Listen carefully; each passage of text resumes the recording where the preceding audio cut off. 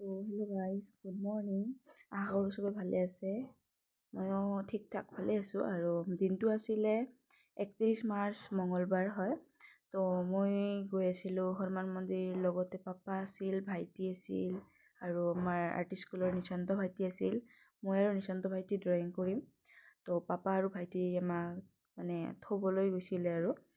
তো যোৱাৰ পিছত চাকি তকি জ্বলোৱাৰ পিছত পূৰা বৰষুণ দি আছে আৰু বস্তু জিকিছে, নিজিকা নহয়, আমিও জিকিছোঁ।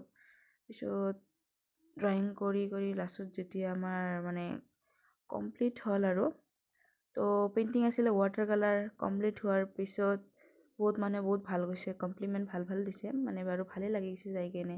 আৰু কমপ্লিট হোৱাৰ পিছত আমি যিজন মানে মন্দিৰৰ পূজাৰী আছিলে, তো পূজাৰীজনক পেইণ্টিংটো আমি দি আহিছোঁ আৰু কি। তো পূজাৰীজনে বহুত সুখী আৰু সেইটো বস্তুটো চাই আৰু ভাল লাগিছে বুলি কৈছে। তো বাইণ্ডিং কৰি থৈ দিব বুলি কৈছে। তো দিয়াৰ পিছত আৰু মোক আৰু পূজাৰীজনে এটা স্কেটচ অৰ্ডাৰ দিছিলে, তো সেইটো ভিডিঅ' আপলোড কৰিম। তো আজিৰ কাৰণে ঘৰত গৈ আছোঁ, পূৰা গা বেয়া। তো আজিৰ কাৰণে এইখিনিয়ে গাইজ। চ' বাই বাই।